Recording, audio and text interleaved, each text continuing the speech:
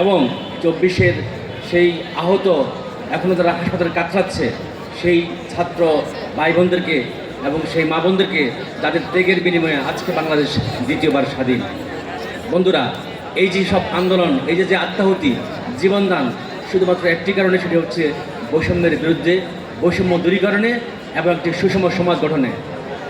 71-এ আমরা যুদ্ধ করেছি পাকিস্তানিদের বিরুদ্ধে, আর 24-এ এসে দুঃখ এবং কষ্ট নিয়ে আমরা যুদ্ধ করেছি নিজ দেশের ফ্যাসিজমের বিরুদ্ধে।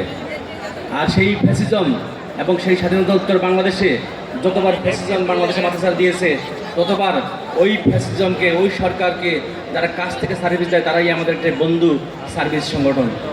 এই সংগঠন সরকারকে এমন সার্ভিস 71 পরবর্তী সময় দিয়ে আসছে যে আপনারা লক্ষ্য করুন, একটি সরকারও আজ পর্যন্ত তার স্বাভাবিক পরিণতি ভোগ করতে পারেনি।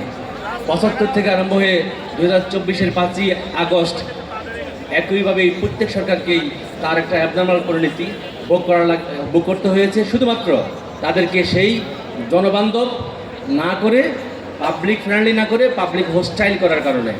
পাবলিক হোস্টাইল কারা করেছে? সরকারের কাছাকাছি কারা থাকে আপনারা ভালো করে জানেন। আমরা যারা 25টি ক্যাডারের যারা প্রতিনিধিত্ব করছি, আমাদের কথা একটাই, যে সরকারকে যেভাবে হোস্টাইল করে তুলছে একটি সার্ভিস, এবং আমাদের সিভিল সার্ভিসকে যেভাবে পাবলিক ফ্রেন্ডলি না করে পাবলিক হোস্টাইল করে তুলছে, সেই সার্ভিসের বন্ধুদের, সেই সার্ভিসের কর্তাদের, সেই সার্ভিসের পলিসি মেকারদের শুভবুদ্ধির উদয় হোক। আমরা সেজন্য আজকে এখানে সমবেত হয়েছি। কেননা আমাদের বাংলাদেশ সিভিল সার্ভিসকে যে উদ্দেশ্যে স্বাধীনতা উত্তর বাংলাদেশে তৈরি করা হয়েছিল, সেই উদ্দেশ্য কোনোভাবেই সফল হচ্ছে না। একমাত্র কারণ হচ্ছে সংশ্লিষ্ট সার্ভিসগুলি পরিচালিত হচ্ছে যারা অনেকটা অনধিকার চর্চা করা কিছু লোকজন দ্বারা পরিচালিত হওয়ার কারণে।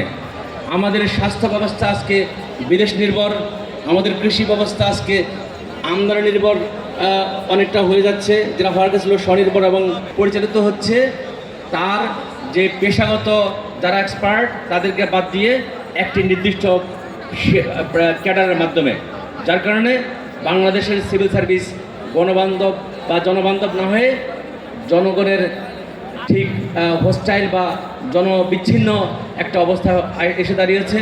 আমরা মনে করি সকল সার্ভিসকে তার মন্ত্রণালয় যদি চালাতে দেওয়া হয়, সকল সার্ভিসকে যদি সেই পেশাভিত্তিক তার যে কন্ট্রিবিউশন সেটা যদি তারা যদি স্ব ক্যাডার বা স্ব মন্ত্রণালয় রাখতে পারে, তাহলেই জনবান্ধব সিভিল সার্ভিস তৈরি হবে এবং বাংলাদেশের মানুষ সেবা পাবে। এবং সেটাই হচ্ছে আজকে মূলত আমাদের আজকে এখানে প্রত্যাশা। আমরা এখানে আজকে আমাদের নামাজের সময় হয়ে যাচ্ছে, আমরা দীর্ঘ কথা, লম্বা কথা বলার সুযোগ নেই। আমাদের কথা একটাই, আমরা যেই ক্যাডারে আছি, আমি তথ্য ক্যাডারের সদস্য, আমি কাজ করি প্রেস নিয়ে, আমি কাজ করি গণমাধ্যম নিয়ে, কিন্তু আমার প্রেস এবং গণমাধ্যম পরিচালিত হবে অন্য ক্যাডার দ্বারা।